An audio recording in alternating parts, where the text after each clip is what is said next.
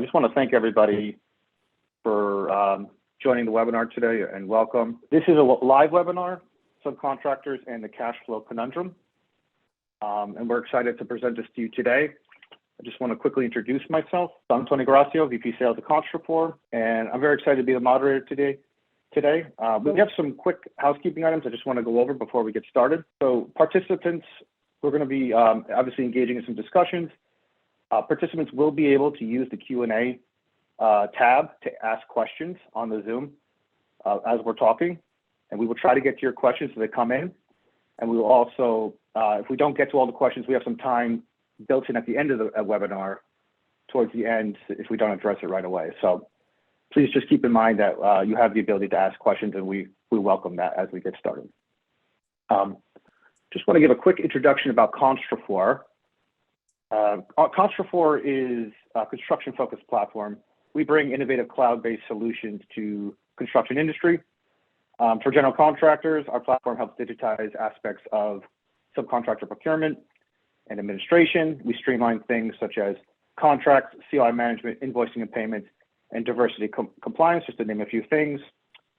Also on the subcontractor side, we provide an invoicing financing service through our early pay program, sometimes referred to as EPP, which accelerates cash liquidity for subcontractors. So this helps subcontractors with their projects, covering mobilization costs for new projects, and in some cases, even growing their business. So I'm particularly excited for today's webinar because we talk to specialty contractors all over the country, and we really understand the challenges they face as it relates to managing their cash. So we hope everyone today finds this webinar useful. And with that being said, I'm going to introduce our guest speaker, so Stephen Goldstein. Stephen Goldstein is founder and CEO of Sail Rock Consulting Group. Stephen is an incredible financial business expert and fractional CFO consultant for the construction industry. His background includes 30+ years in all areas of construction finance, administration, and risk management. Sail Rock Consulting Group is a construction-focused consultancy assisting clients in various areas of financial management. I will tell you, when we decided to have a subcontractor-focused webinar, Stephen Goldstein was the first person. He just has outstanding expertise and knowledge of construction finance and his current set of challenges. He's seen all sides of construction with past roles that include working with accounting firms such as Grassi and Soloway, Goldstein, and Silverstein. He's also been a CFO for large subcontractor Structure Tech New York as well. And what I love about Stephen is his expertise for the subject matter, his passion for helping people, and he's always gracious with his time whenever someone's looking for help. So Stephen, I just want to thank you for being the guest speaker today. My pleasure. Thank you. And Tony, I see you got my check this month, so thank you for the accolades and the praise. No, it's a wonderful industry, a great industry. I've been in it for many years, and I have a passion for it. So I love talking about construction. I can't change a light bulb, but I certainly love the process of construction because of its complexity and because its volatility. So there's always something to talk about. So thanks for having me here today. Absolutely. Yeah, it's a pleasure. And what we'll talk about today is, a broad range of things. But let's quickly just go over what these topics will consist of. So why is consistent, predictable cash flow is becoming harder to achieve, and what subcontractors can do about it, right? We'll just go into that a little bit. The ever so rapidly changing compliance-related requirements that subcontractors need to understand and what they could do to manage these proactively. And what emerging technologies and solutions that are out there today that will transform how subcontractors drive efficiencies, increase productivity, and deal with these challenges today. So we'll leave this slide up, and we're just going to have a little discussion about, I'm just going to get right into it, Stephen. My first question for you is, during these unprecedented times, what critical issues do you feel subcontractors should focus on? Well, it's obvious all contractors are facing similar challenges as it relates to right now the issues regarding material and supply costs. We all know that there's a supply chain crisis out there right now, and the costs are going exponentially higher right now, which is increasing, or I should say, it's reducing our margins.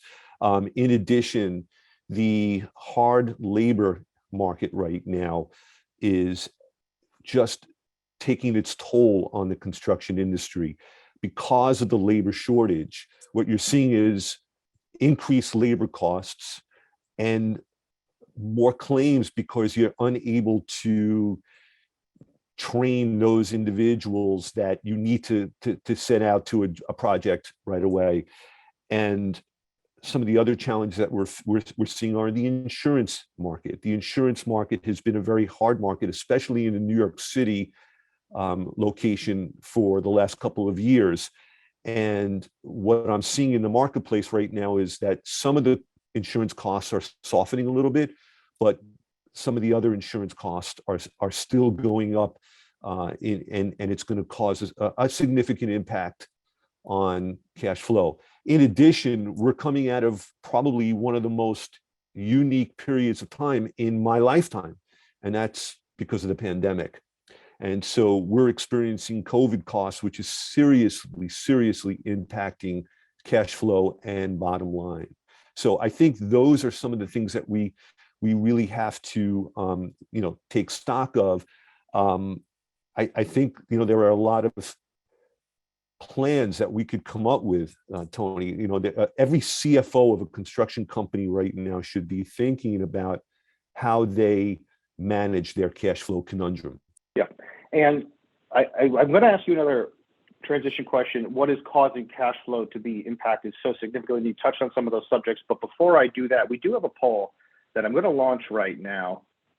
Let me just do it right now. And so for everybody that's on the webinar, please take a look at the poll tab.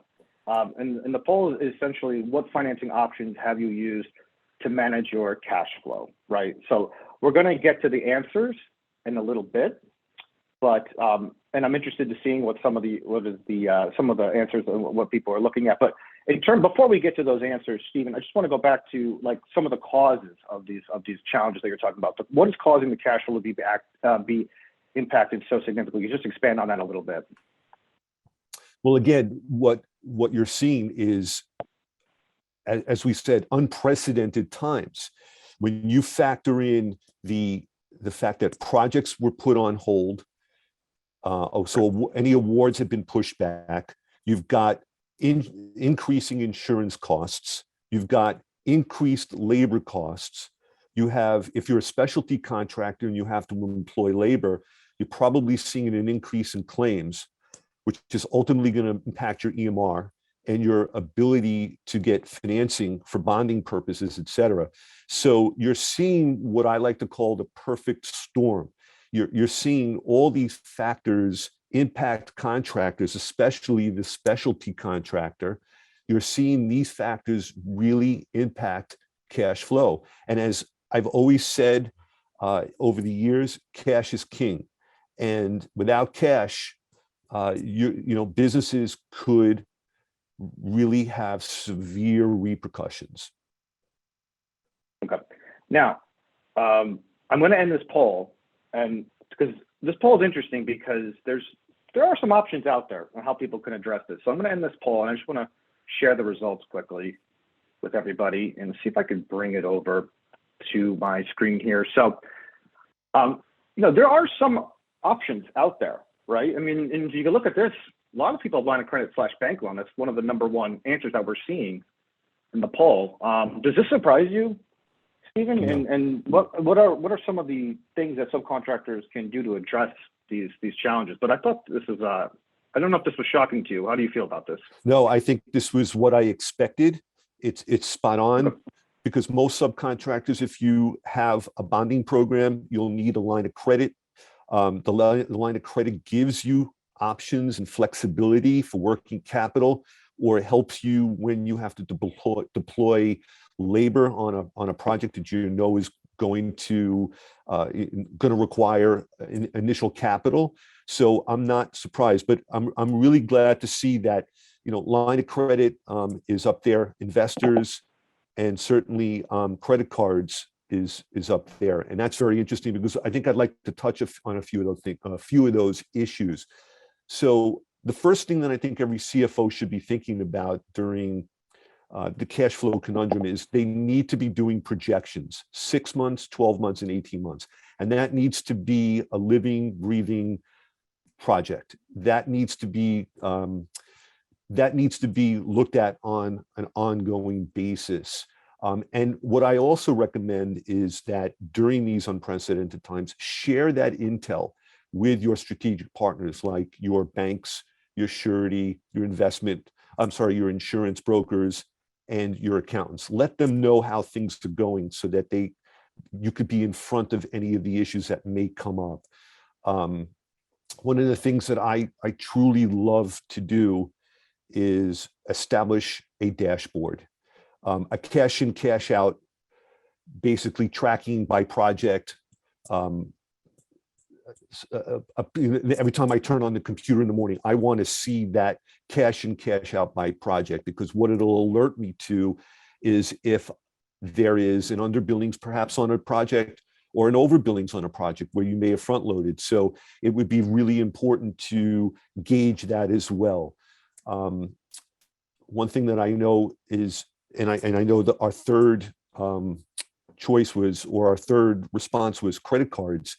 For those that have credit card programs, I think it's really, really important to review the program and to see if you're paying a competitive interest rate.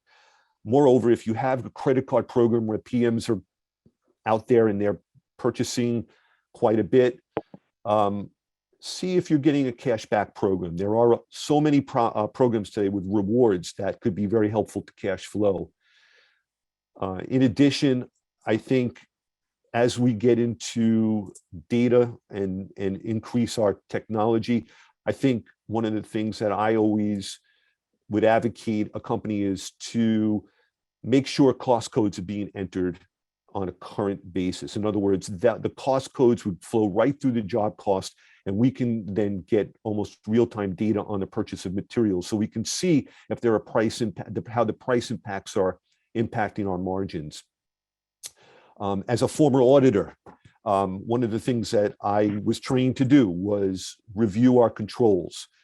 In other words, look at the processes in place that you have for project management. And when you review those controls, look and see if there's possible any wage or theft. That's create a policy, put it in paper, have everybody live and breathe it. So you have a proper policy for understanding how payments are being made, et cetera, or inventory is being acquired. I also think another strategy that we could be doing that I think is very, very helpful is establish a vendor check guideline to help with cash flow and projecting cash flow and spreading it out. Look at your vendors. Look at your tier 1, tier 2, tier 3 vendors. I think by looking at them and maybe addressing some of the vendors that you can push off a little bit, or perhaps look at some of the vendors that may offer credit terms, reach out to them, see if that's a way that you can enhance your cash flow.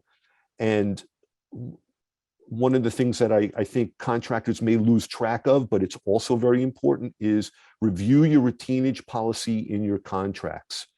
I believe that if a contract doesn't have it written specifically into it, perhaps if you're looking at a 10% retainage and you're getting towards the end of the project, go to the GC who you might have a good relationship with and ask them to see if you can reduce your retainage from 10% to 5%. That's a way to try to get some cash back into your account and off the street. So, Tony, those are just some of the tactics I like to play around with in trying to enhance cash flow. But every good CFO should be, they should be living and breathing that in these times right now, because again, they are unprecedented. Yep. How do they get started? It seems like there's a lot of things they could do, but it could be overwhelming at first. And like, what's a good area where you like to focus on at first to get an understanding of how to address some of these things? Well, they could certainly engage me to help them, and that would be a very easy solution for them because they wouldn't have to think about it. I would handle that for them. So yeah. How's that? And then in terms, yeah, that's very good. And then in terms of some of these options out there, could you just talk a little bit about the requisition and financing or invoice financing options? To my understanding, that's not debt, right? And what do you like about those type of, is that helpful to somebody addressing cash flow challenges as well? Well, Construct4 is known for this, and yes. So what it is it's I use the word factoring, but factoring I don't want to say is is a four-letter word. It's a way to advance your cash flow. In other words, typically when a requisition is going out to a general contractor for payment, you probably have to wait 45 to 60 days for payment. So what the EPP program, for example, or a factoring enables you to do for a small interest charge or a fee, it enables you to accelerate the cash payment. In other words, you're getting paid for that requisition ahead of time. So maybe you get paid in 2 weeks rather than having to wait 45 to 60 days. And that could certainly help. It's not financing per se because you're not paying anything back. What it is that you're getting your money ahead of time for a small nominal fee. It's a very, very effective solution because the underwriting is so much less invasive than going out and trying to get additional financing. Mm-hmm. And then lastly, we do have some people that one person maybe that selected the payment bond option. Can you just speak to that? And is that what you expected to be the least, selected option? Yeah, it is because bonding has a cost to it. But what it does is it guarantees payment. But there's a higher cost to it. So it's good in certain circumstances, but not. It's right where I would expect it to be. Probably the last choice here. Okay. Well, that being said, there was a poll answer about insurance financing, and that's one of our questions today is the insurance market and how hard and difficult it's been to impacting cash flow today. Because can you just talk to the difficulty and challenge with insurance today? So yeah, that's definitely a tough area right now. One of the major three that I like to focus in on, Tony. So a lot of companies may be going through the renewal process right now, which is very, very difficult. Obviously, you have to provide every financial data plus projections. And as if you're in what's called a traditional insurance program, not which is outside of a RAP program, which is a CSIP or OSIP program, you're probably looking at significant costs as it relates to your workman's comp, general liability, and excess policies. And what I'm seeing in the industry right now, Tony, is that the GL policy is still a very hard market. I know that Zurich pulled out of the New York City market last year, for specialty contractors, that is, and it made the carriers fewer than there was, and it's becoming a much more pricey opportunity to try to find a replacement. Auto continues to go up. I'm expecting umbrella policies, the excess policies, to be going up 10 to 15% this year. The good news is workman's comp seems to be softening a little bit, and state rates seem to be coming down a little bit. So that is good news. But cyber is going up. We're seeing cyber attacks, and with the geopolitical risk that's in the marketplace right now, cyber insurance is probably going to be a little bit more costly. What I'm hearing from the surety market on the other side is that the surety market is softening a little bit, which is a good thing. And they're looking, because I guess perhaps maybe shutdowns last year, maybe claims haven't been as voluminous. So the surety market is out there, and there's opportunity there. There's work. So what I think any specialty contractor should be looking at from a cash flow standpoint is the fact that, yes, premiums look like they're going to continue to go up. Financing is a wonderful option. However, you have to write that check on the first of every month, and then also plan for the audit. So as you're getting through the end of the renewal cycle, I can guarantee you, if you're prone to an audit or if you're subject to an audit, because some policies are audit free, you should expect to get an audit, and you should estimate what that's going to look like, because that also is going to require a cash flow outlay to cover the premium from the prior period.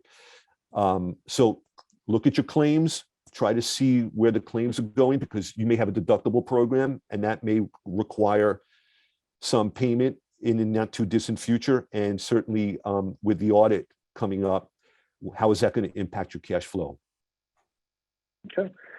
Is there anything people could do to be proactive, prior to renewal and trying to, who should they be talking to prior to this, coming to a head, right? Yeah, and they should not only be proactive, but the insurance brokerage community or consultants that are in that the specialty contractors have engaged should be working with the insurance companies probably towards the end of, for example, if you're renewing in the renewal cycle right now, you should have been talking to your insurance consultants probably 2-3 months ago to try to gear up for that, to plan for it, to understand what the financing options were, what the deductibles should look like that will impact premiums, obviously, and then, of course, planning for financing options.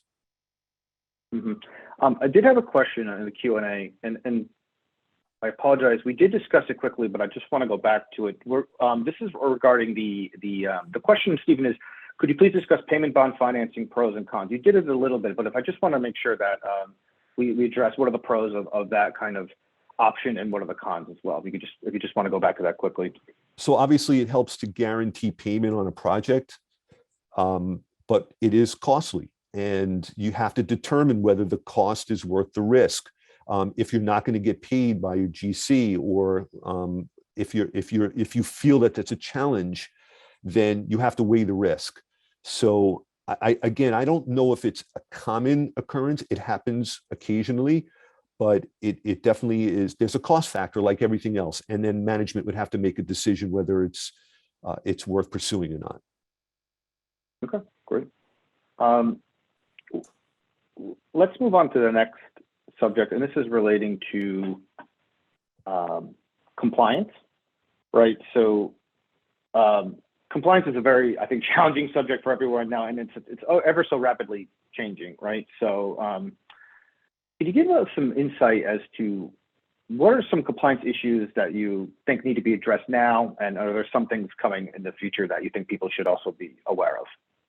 That's a great question, Tony, because back in my accounting days, I used to say legislation is my friend, because legislation was changing rapidly. And I used to go out and be able to work with clients, and it was a great touch point. This doesn't impact your cash flow significantly, but it will impact cash, and I will explain. Right now, there is a new legislation that's come out. It's called ASC 842, and it has to do with the way not only contractors, but all businesses report their leases for long-term leases.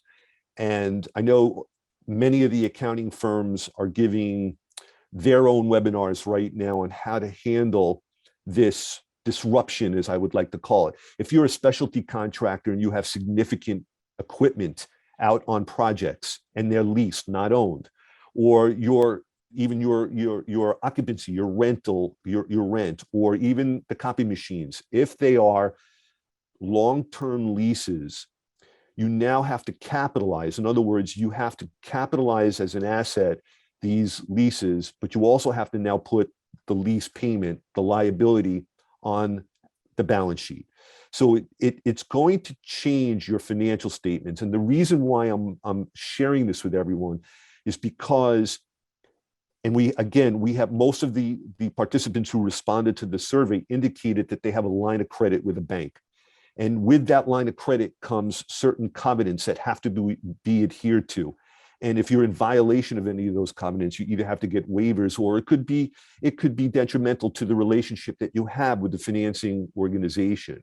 So this change, which could be a huge disruption if you have many leases that are more than 12 months, that could change your covenants, and that you could fail one of the covenants, in particular the debt to equity ratio, because you're now putting additional debt onto the balance sheet. So what I'm suggesting to everybody on this webinar is reach out to your CPA firm and reach out to your bankers and tell them that you were on a phenomenal webinar with Construct4 and Stephen Goldstein, and you learn that you need to be proactive in trying to determine if this will have an impact on your line of credit. Do it now, because it's going to impact 2022's financial statements. So you need to start to prepare for it right now. So I say that with sincerity because, again, it could have an impact on ultimate cash flow, which is your line of credit. So please do that. And Tony, if I may, there's another, there was a new legislation that came out. If you're a New York specialty contractor, and it's going to impact contractors, which I just wanted to take a minute and discuss. It's called the New York Construction Theft Wage Law. And what that says now is that if you're a specialty contractor and you have a cash flow challenge and the employee can now go to the general contractor or the prime contractor and sue them for their lost wages and benefits. Now, this obviously doesn't impact a union contractor because the union contractors are audited typically by the contributing unions that they pay benefits for. But for those open shop or non-union contractors, you need to be aware of this new rule because the GCs or primes could ultimately audit your payroll records. And that means they would be coming into some personal data of your company that I know would be somewhat disruptive as well. I don't know if we're going to see any insurance that will combat that. We'll see what happens there. I don't know how contracts are going to be built in. I'd love to get feedback from some of the attorneys. This was just this law is only a month old, but it is something to keep in the back of contractors' minds that this now exists, and it could be something that you have a litigious society that you're going to have to prove that you paid your employees wages on projects. So keep that in the back of your mind. Now transitioning a little bit from compliance to so we talked about insurance, we talked about compliance. Are there other challenges that you see shaping how subcontractors think and act in 2022 and beyond? And are there opportunities that you think subcontractors should think and act about on 2022 and beyond? Yeah, that's a very good question, Tony, because what I'm seeing in the industry right now is we just came through, as I said earlier, probably one of the most difficult times that I can remember in my 30 plus years in industry and in the construction industry, and that has to do with the pandemic. And as a fellow baby boomer, I know that there are many contractors that may just be ready to hang up their cleats, but how do you do that? So what's their succession plan? So I think contractors need to be exploring opportunities on what happens to their business. Some contractors have told me, I'm just going to walk away. I don't have any kids in the business.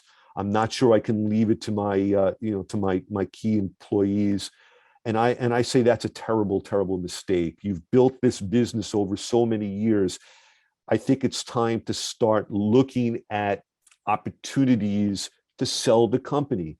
How do you do that? Well, making sure that you gear up your financials right now to make them look better and healthier. And I would like to talk about technology and how that can help shortly. But what I'm seeing right now is that the multiples in the industry are very, very good.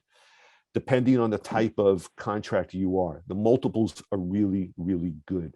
So by not only looking at cash flow, but also looking at your financials and shoring up, you can increase top line revenue. You can certainly do as noble a job as possible at mitigating, your insurance costs, your material costs, your labor costs as best as possible, but it still is making your margins look tighter.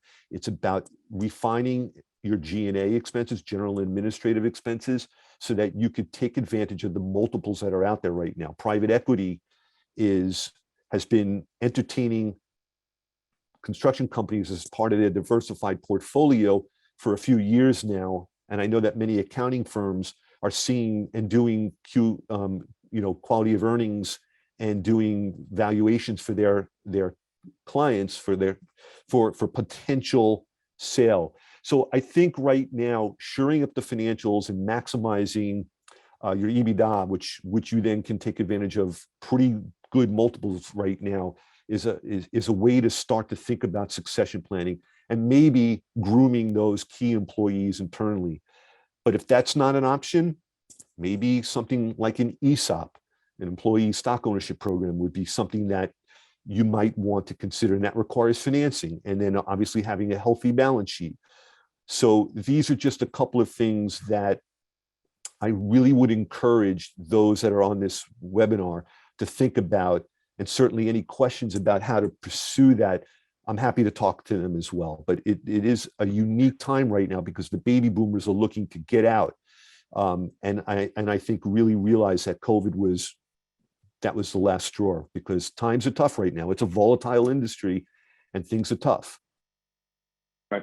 And it's so interesting to hear, because we're talking about cash flow conundrum and all these things, but then succession planning comes up. And I don't think this is what a lot of people think about, but it's such a valuable, a valuable point that you made. And I know you want to talk about technology, but I do have another Q&A question I just want to get to, Steve. And so Sure. One of the questions is, biggest issue is GCs are asking, contractors to bid jobs 2 to 3 years out, and manufacturers won't hold prices for more than 30 days and won't escalate past that time frame, right? How do you bid a job and protect yourself? 2 to 3 years out, manufacturers, they don't want to hold the prices. How do you protect yourself in those situations? What I'm seeing contractors do right now, Tony, is they're taking warehouse space and they're trying to load up on inventory as much as possible. And pushing that inventory into warehouses so that they can store it, because it is a challenge. I mean, the supply chain challenges that we're having right now are actually putting, if you have certain performance milestones that you have to adhere to, but you can't get the materials, and it slows the job down. It slows every other specialty contractor that might be waiting to get in. It's a terrible problem right now. So I'm hearing contractors, specialty contractors, load up on as much of the materials that they possibly can, if they can, and store it in a warehouse. So the need for warehouse is vitally important. The need for storage facilities, vitally important. And that's the only way they can continue to bid on projects that are that far away. And then I think we wanted to get into technology and ways of keeping the business going with technology and joint ventures, I think, as well, if you want to just elaborate on that a little bit. Well, I think regarding technology, and I'm going to be pretty blunt here, because I think technology is one of the most important topics that contractors have to talk about today. Back in my day when I was with Grassi was so good at sending out surveys to their clients and prospects every 2 years. And I always noticed that when the respondents came back about the technology spend, it always equaled about 1% of top line revenue. And that's not a lot. And what I'm seeing today is that the inability to get timely and accurate data is impacting specialty contractors for pre-quals, for compliance with the bank and the surety, and really getting data that is accurate. We're seeing because if you're not getting timely data, you could see profit fade in the projects. And so it's so important to look at, and what I think is 2 components of the technology spend. It's looking at your budget. And I know we're trying to cut back on G&A, but I think technology has to be a key component of the general and administrative expenses. So if we're going to cut G&A, look to cut certain areas and add on the technology spend. Why? Because what I'm seeing is that there's about eight or so really good construction programs out there that does workflow production and provides an ER solution for financial and accounting. The most important thing that I've learned as a CFO is operations needs to communicate with your F&A team, your financial and accounting team. If operations and F&A cannot communicate properly, you're not going to have timely and accurate data. So first suggestion is look at these 8 softwares if you haven't upgraded and look to get a system in place which helps with project management, workflow production, and getting the financial and accounting information like work in process produced on a timely basis. I think that that's so important. In addition, I know Construct4 also provides invoice management and administrative support. So that's something that the audience can also look to you guys for support. So that is one area that I think really needs to be addressed to help companies become more successful and be able to go forward into 22 and beyond.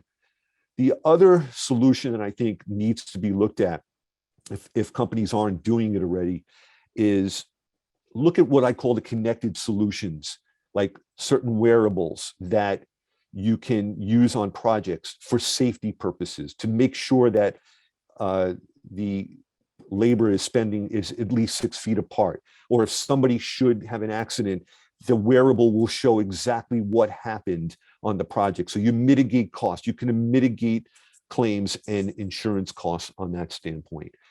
There's data visualization out there, such as cameras and 3D cameras that will be showing the progress of a project and also prevent and mitigate risk for certain claims and delays, et cetera, so that you can control this in real time.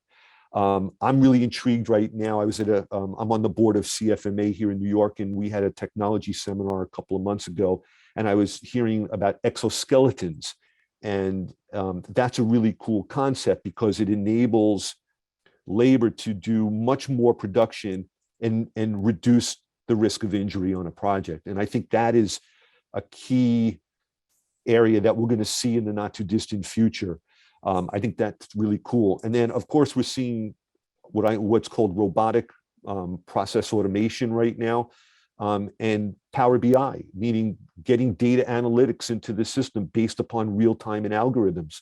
So I think technology is an absolutely wonderful solution to construction companies. The big challenge is it requires capital, it requires cash, and it needs to be looked at through the budget that all CFOs should be doing on an annual basis. But I encourage everyone to look at the budget spend for technology, because that is going to help companies be successful as we go into 22 and 23 and be more competitive. And that's where you can mitigate cost eventually. So ultimately, I think the return on investment will be significant. And that's why I felt it was really important to talk about technology at this point in time. I hope that helps, Tony. Yeah, this is great.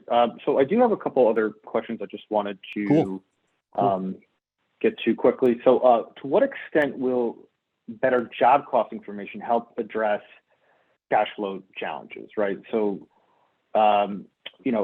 should be looking for some particular software package to enhance job cost information. I know this is, like it can get very detail oriented and bog people down. Is there anything that any type of software that you think could be helpful in this? Well, as I mentioned, the software companies should be migrating to a more sophisticated program if they don't already have invested in it. And one of the reasons that I think it's so important, and I really like this question, because you can certainly look and record job costs, et cetera, as you mentioned, but what about the indirect costs? How are we burdening our projects with indirect costs like insurance, like certain labor, like your estimators? How are you burdening the actual project costs for equipment, for example, as well? If you're renting equipment, are you burdening the jobs properly for the indirect expenses, not necessarily the direct expenses, but the indirect expenses? So that's why I think it's really important to also have a sophisticated system that will be able to cull out the indirect expenses properly by project. It's one thing to have, to estimate what it is, but if you can actually know what the true gross profit is on a project by looking at both direct and indirect expenses, you'll know if your budget is in line with what you initially had in your initial budget and estimate when you bid the project. Mhm. Okay, I have another question that I just want to go through, Stephen.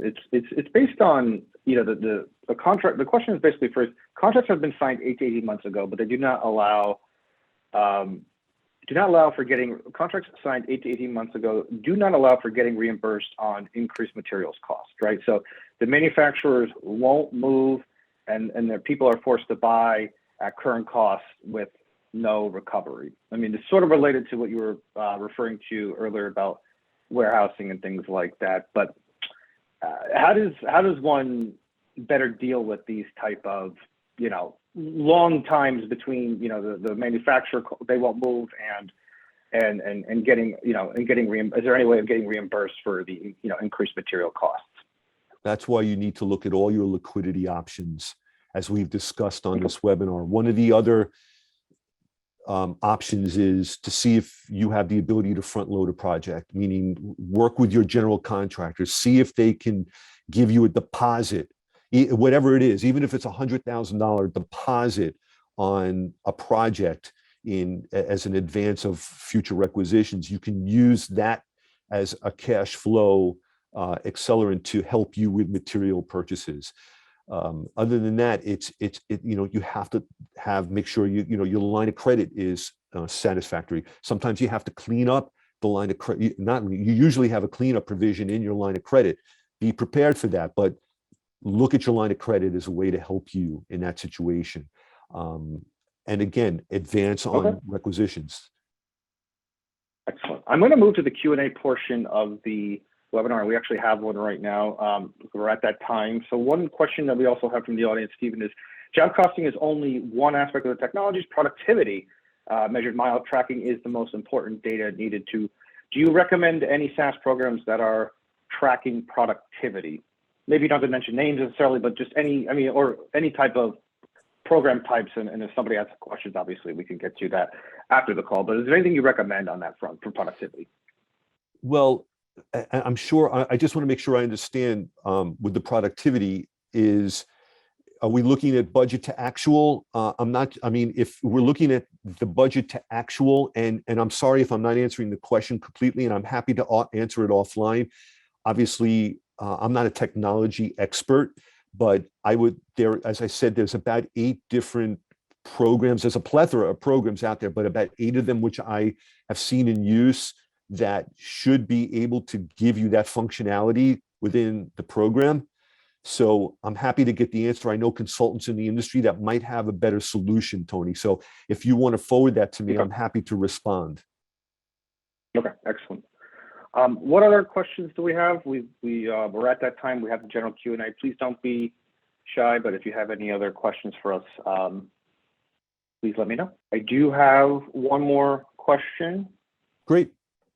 Coming. Hold on one second, Stephen. So I think it's coming shortly. What level of cash should I plan to keep as a reserve? Like as a ratio, if a proportion to another, maybe like financial metric. I know it's tough. Not everyone has the same, you know, answer, but like, is there some sort of formula or reserve that you find to be good for this type of reserve, for this type of, you know, challenge?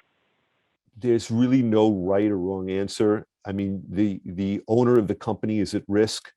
You need to keep your head on the pillow at night and sleep. Although I know most contractors don't sleep too much and they get up at 3 in the morning. But my recommendation is to try to keep at least 3 to 6 months of your general and administrative expenses on hand. Obviously, most contractors that we saw have a line of credit, but I would try to keep 3 to 6 months as a general rule of G&A on hand, so that you could at least cover some payroll, et cetera, for your internal workers, for your execs, and for your you know, your execs and group that's not paid as direct labor, estimators, some project managers, F&A, and management. Well, it was really a pleasure doing this with you today, Stephen. I think I just want to thank everybody, you know, for attending and for their time today and attending today's webinar. You know, please feel free to get in touch with us. Our contact information is listed here for reference. Please note, we will be sending a recording next week, Monday, of this webinar. Please feel free to share this with anyone who will find this useful. But Stephen, I must say thank you as always. It's a pleasure to do this with you today, and thank you for your time. Tony, I can't thank you and everyone at Construct4 for being a great partner. And I do love doing this, and I'm happy to answer any questions. My contact information is on there. You can reach out to me. My email's there, or give me a call on my cell phone, and I'm happy to answer any questions that you may have. And thank you for allowing me to get on this. And I wish everybody success and health. Yep. Have a safe day, everybody. Thank you.